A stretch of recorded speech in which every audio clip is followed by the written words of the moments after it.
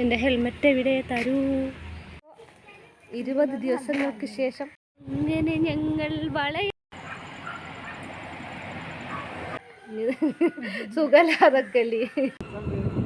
പിന്നെന്താ ലൈസൻസോ? അങ്ങനെ 20 ദിവസങ്ങൾക്ക് ശേഷം ഞാൻ വീണ്ടും വളയത്തുള്ള എൻ്റെ സ്വന്തം വീട്ടിലെത്തിയിട്ടുണ്ട് കേട്ടോ. അപ്പോൾ ഇന്നലെ എത്തി. ഇപ്പം ഇന്ന് രാവിലെ കുളി കഴിഞ്ഞു, ചായ കുടി കഴിഞ്ഞു. പിന്നെ ഒരു 10 മണിയൊക്കെ ആയപ്പോൾ പരിപ്പ് കൊണ്ട് പ്രഥമൻ വെച്ചതാണ് കേട്ടോ. ഇപ്പോൾ ഓണത്തിന് പരിപ്പ് പ്രഥമൻ ഉണ്ടാക്കാൻ വാങ്ങിയ പരിപ്പുണ്ടായിരുന്നു, അത് കുറച്ച് ബാക്കിയായിരുന്നു. ആ ബാക്കി കൊണ്ട് ഇന്ന് പായസം വെച്ചതാണ്. ഞാൻ വന്ന സന്തോഷത്തിൽ അമ്മ വെച്ചതാണ് കേട്ടോ. അതും കുടിച്ച് ഇങ്ങനെ വെറുതെ ഇരിക്കുകയാണ്. ഇപ്പോൾ ഇവിടെ വന്നാൽ വെറുതെ ഇങ്ങനെ ഇരിക്കേണ്ടി വരും. ഇപ്പം നല്ല ടേസ്റ്റ് ഉണ്ട് പായസം. ഇവിടെ വന്നതിന് ശേഷമാണ് ഞാൻ ഈ പരിപ്പ് പ്രഥമൻ ഇങ്ങനെ കഴിക്കാൻ തുടങ്ങിയത് കേട്ടോ. കല്യാണത്തിനൊക്കെ ഉണ്ടാവും. അപ്പോൾ അതിങ്ങനെ കുടിച്ചിട്ടിപ്പോൾ അതിൻ്റെ അഡിക്റ്റ് ആയിട്ടുണ്ട്. വീട്ടിലൊരു പ്രാവശ്യം 5 വെച്ച് തന്നിരുന്നു കേട്ടോ പരിപ്പ് പ്രഥമൻ. അതൊരു 3-4 കഴിഞ്ഞ ആഴ്ചയാണ് തോന്നുന്നു പരിപ്പ് പ്രഥമൻ വെച്ച്. പിന്നെ ഞാൻ പോരുന്നതിൻ്റെ തലേ ദിവസമല്ല, നവമീൻ്റെ അന്ന് അശ്വതി സേമിയ പായസം ഉണ്ടാക്കി, അതും കഴിച്ചു. അപ്പോൾ പായസത്തിനോട് എപ്പോഴും ഇഷ്ടം തന്നെയാണ്. അപ്പോൾ ഇന്നലെ രാവിലെ തൊട്ട് ഇങ്ങോട്ട് എത്തുന്നത് വരെയുള്ള കുറച്ച് വിശേഷങ്ങൾ കാണാട്ടോ. ഇനി വീട്ടമ്മ ടാറ്റ. സുഖല്ലാതൊക്കെ അല്ലേ? അച്ഛോ അപ്പോൾ വളയം കേട്ടോ. 20 ദിവസങ്ങൾക്ക് ശേഷം എൻ്റെ വീട്ടിൽ നിന്ന് വളയത്ത് എൻ്റെ വീട്ടിലേക്ക് പോകുകയാണ് ഗൈസ്. ഞാനേ ക്ഷീണിച്ചു പോയി. അപ്പം നമ്മുടെ വീടിനോട് നാട്ടുകാരോട് പറഞ്ഞു അച്ഛാ പോയിട്ട് വരാ. ഫോൺ എടുത്തോണോ? ഫോണ് പൈസ പിന്നെന്താ ലൈസൻസോ? അങ്ങനെ രാവിലെ ഒരു 9 മണിയോട് കൂടി വീട്ടിൽ നിന്ന് അമ്മേനോടും അച്ഛനോടും എല്ലാവരോടും പിള്ളേരോടൊക്കെ യാത്ര പറഞ്ഞ് ഞാൻ അച്ഛൻ്റെ സ്കൂട്ടിയിൽ മമ്പാട് വരെ പോവാണ് കേട്ടോ.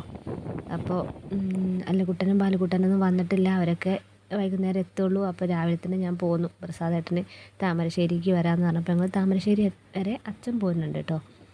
ഇപ്പോൾ ഇതാ പുതിയ ഉദ്ഘാടനം ചെയ്ത പാർക്ക്. രാവിലെ അധികം പേരൊന്നുമില്ല, വൈകുന്നേരം ആയതിൽ റോഡിലൂടെ വണ്ടികൾക്ക് മാത്രമല്ല മനുഷ്യന്മാർക്ക് തന്നെ നടക്കാൻ കഴിയില്ല, അത്രയ്ക്കും തിരക്കായിരിക്കും. അങ്ങനെ ഞങ്ങൾ മമ്പാട് നിന്ന് അരീക്കോട് ബസ്സിന് കയറി. അച്ഛനും കൂടെ ഉണ്ടായിരുന്നു കേട്ടോ. പിന്നെ അരീക്കോട്ടിൽ നിന്ന് അച്ഛൻ ചായയൊക്കെ വാങ്ങി തന്നു. പിന്നെ ഞങ്ങൾ നേരെ താമരശ്ശേരിക്ക് കയറി കേട്ടോ. അപ്പോൾ താമരശ്ശേരി നമ്മുടെ ആളിങ്ങനെ വെയിറ്റ് ചെയ്ത് നിൽക്കുകയാണ്. അങ്ങനെ താമരശ്ശേരി എത്തി. അച്ഛൻ തിരിച്ച് അങ്ങോട്ട് തന്നെ പോയി.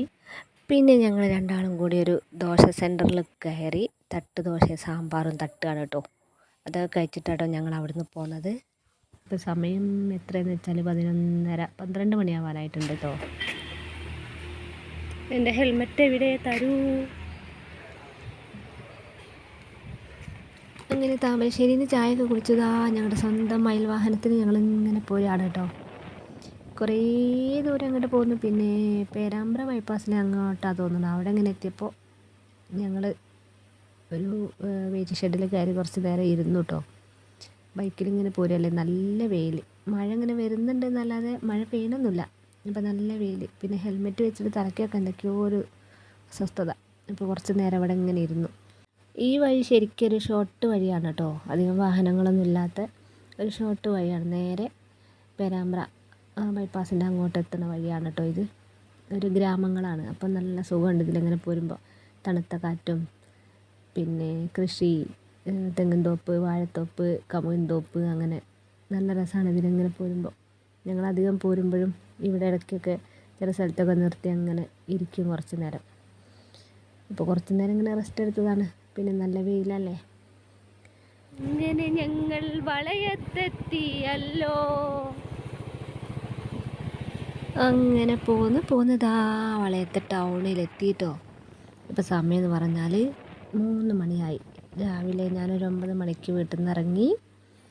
3 മണിയായപ്പോൾ വളയത്തുള്ള ഞങ്ങളെ വീട്ടിലെത്തി ഡ്രസ്സൊക്കെ മാറി ഭക്ഷണം കഴിച്ചു. ചേട്ടൻ വീണ്ടും ടൗണിലെന്തോ ആവശ്യത്തിന് പോയതാട്ടോ. ഇനിയിപ്പോൾ കുറച്ച് ദിവസം ഭയങ്കര മൂഡ് ഓഫ് തന്നെ ആയിരിക്കും, വല്ലാത്തൊരു ഫീലിംഗ് ആയിരിക്കും. നാട്ടിലത്തെ വിശേഷങ്ങളും കാര്യങ്ങളൊക്കെ ആലോചിച്ച് അങ്ങനെ ഇരിക്കും. ഡ്രസ്സൊക്കെ കൊടുന്നതൊക്കെ അവിടെ തന്നെ ഉണ്ട്. അതൊക്കെ ഇനി അടുക്കി ഒതുക്കി വെക്കാനുണ്ട്, അലക്കാനുണ്ട്. അപ്പോൾ അതെല്ലാം ഒതുക്കി വെക്കുമ്പോഴേക്കും രാത്രിയാവും. അപ്പോൾ ഇതായിരുന്നു കേട്ടോ ഇന്നലത്തെ അവസ്ഥ. ഇന്ന് രാവിലെ സാധാരണ ഞാൻ വീട്ടിൽ നിന്നാണെങ്കിൽ 5 മണിക്ക് എഴുന്നേൽക്കലുണ്ടല്ലോ, ഞാൻ അമ്മയ്ക്ക് നടന്ന് പോകാൻ വേണ്ടി. അതേപോലെ തന്നെ ഇവിടുന്ന് 5 മണിയായപ്പോൾ എഴുന്നേറ്റു. പക്ഷേ 5:45 കിടക്കയിൽ നിന്ന് ഇങ്ങോട്ട് പൊങ്ങിയപ്പോൾ. പിന്നെ ഞാൻ കുറച്ച് നേരം ഇങ്ങനെ മുറ്റത്തൂടെ നടന്നു കേട്ടോ. എനിക്കൊരു പേടി, കാരണം നായ്ക്കൾ ഒരുപാടുണ്ട്. അപ്പോൾ അതുകൊണ്ട് മുറ്റത്തിറങ്ങി നടക്കാൻ ഭയങ്കര പേടി. എന്നാലും ഞാനൊന്ന് നടന്ന് റോഡിലേക്കൊക്കെ ഇറങ്ങി അങ്ങോട്ടും ഇങ്ങോട്ടൊക്കെ നടന്നു.